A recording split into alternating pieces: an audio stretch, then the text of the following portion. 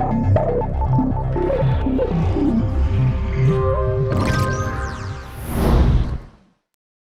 guys, Justin from Talk Android here with a brand new LG G5 that was announced the very same day as Samsung's Galaxy S7 and S7 Edge at MWC 2016.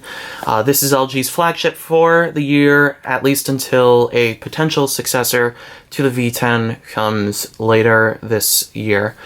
This is going to be an unboxing of the AT&T variant of the LG G5, so you will see the carrier's logo on the back of the phone. What I like most about the G5's packaging is that it resembles the modular design.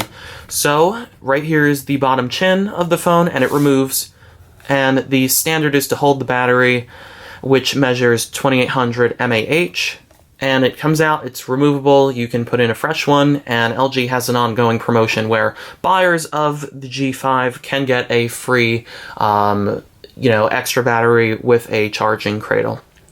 The other two modules for the G5 have to do with photography and audio. The audio-related one is made by B&O, and it improves sound on the G5, and the camera one made by LG is a camera grip that has a larger battery, again, a camera grip, it has a grip on it, and it has buttons for shutter and zoom. So you can check those out. Those are available now. This phone was released on April 1st, a bit later than Samsung's March 11th release date for the Galaxy S7 and S7 Edge.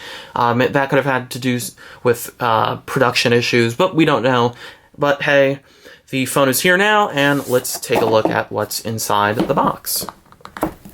So this is the actual phone, and this is the Titan Gray model.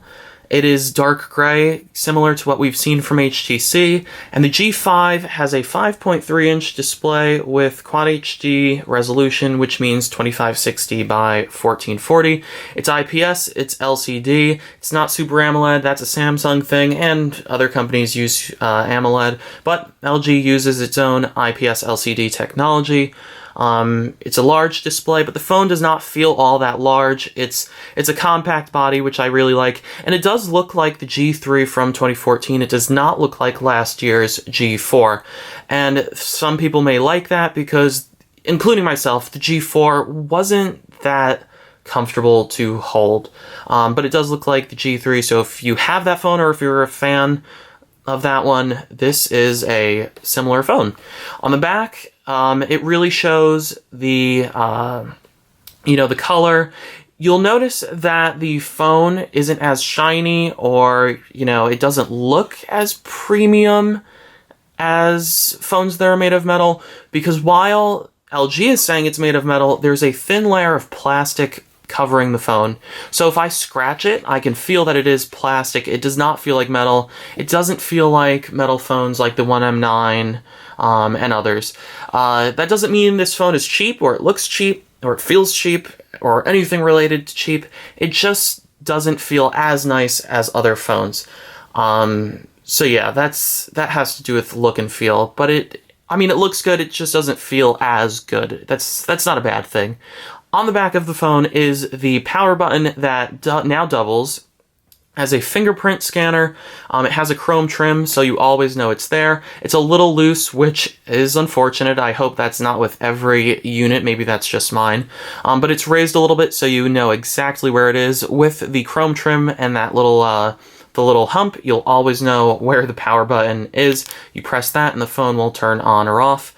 And also, as I said, it doubles as a fingerprint scanner. That was something LG did with the V10 late last year, and it's back again. So that feature was tested, and now it's implemented with the true flagship. Above that is the camera, or I should say cameras. That's because there are two of them. The one is a 16 megapixel camera. That's standard. The other one, however, is an 8 megapixel wide angle lens, so you can get more into your shots. And between them is LED flash and that laser autofocus that LG just loves to implement. The center of the back has AT&T's logo. That again will change because remember, this is the AT&T variant. It will change wherever you get it. Some carriers are putting a stamp with their logo, some are not. And at the bottom is the G5 logo. You see a line here of separation. That is because this is where the modular design kicks in. This chin comes off when you press a button on this side of the phone. I'll do that for you so you could see it. It's actually pretty hard to press, so don't worry about accidentally, you know, having the bottom of the phone fly out. That's not going to happen. You really have to press it. So this is the battery of the phone. It comes out, and then when you have modules, you can pop them in. There you go. You can take a peek inside, say hello, and now we will pop the phone back in. So that is how the modular design works. There we go. I didn't have it in. It makes a click, so you will know it is secure. The top of the phone has the auxiliary port as well as an IR blaster. Many companies are doing away with the IR blaster, so you may be pretty happy to see that LG is still committed to it. I'm pretty happy about that, you know. It's nice being able to control all different things. The bottom of the phone has the USB Type-C port, and it does support fast charging, so you won't have to worry about waiting for the G5 to charge. That was a problem, or is a problem, with the Nexus 5, which I do have. That phone charges very slow. It does have a USB Type-C port. It is made by LG. It says it's charging quickly, but it doesn't. That phone takes a pretty long time. This one will go pretty fast due to the technology implemented.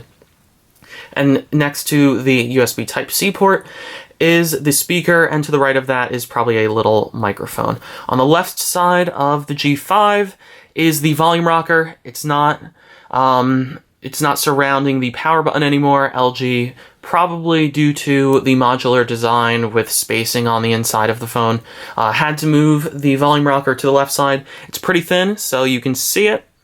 And it's now there. The phone is pretty thin overall. And then on the right side, we have this slot that is for the SIM card, when you want to put in a SIM card for your carrier, as well as a micro SD card. And it supports up to 2 terabytes of, you know, expandable memory if you need anything more than what's inside here. Inside of the phone is a Qualcomm Snapdragon 820 processor paired with 4 gigabytes of RAM, so we're expecting this to be very, very, very fast, just like the Galaxy S7 and other phones that are using Qualcomm's latest flagship processor. And I said that this phone has the micro SD card. Internally, the phone has 32 gigabytes of storage off the bat, so if you need any more, again, that micro SD card for up to an additional 2 terabytes is there for you. So that's about it for unboxing the G5. Well, actually unboxing the just taking the phone out. Almost cut us off a little bit early. So let's see what else is in here. Yeah, I got to show you what's inside here too. So this is just a whole bunch of manuals and how to do the modules. They tell you all about that here. We have the cable for charging. This is a micro USB cable, so I'll just take it out so you can see. It's reversible. You can use it either way, and then that will connect to the adapter. Here's the port. This is a USB port here. This is different from the Nexus 5X, which was made by LG, because that phone's adapter has USB to USB Type-C. USB Type-C to USB Type-C. Let me clarify that for you. So you couldn't really use anything you had. You had to use specifically a USB Type-C to USB Type-C cable. Good thing LG changed that here. And also in the bag is the SIM card / micro SD card removal tool. So you just use that for the side of the phone. It will pop out and you can do whatever you have to do there. I think that's it for what's in the box. Yeah, so you just get the phone itself, the little tool to remove the SIM card and micro SD card, manuals telling you how to remove modules and do all that, quick start guide if your carrier includes one that gives you a few details, and a cable, an adapter. That's about it. So that will do it for us unboxing the LG G5. We will have more on the phone in the coming days and weeks ahead, as well as the full review on www.talkandroid.com.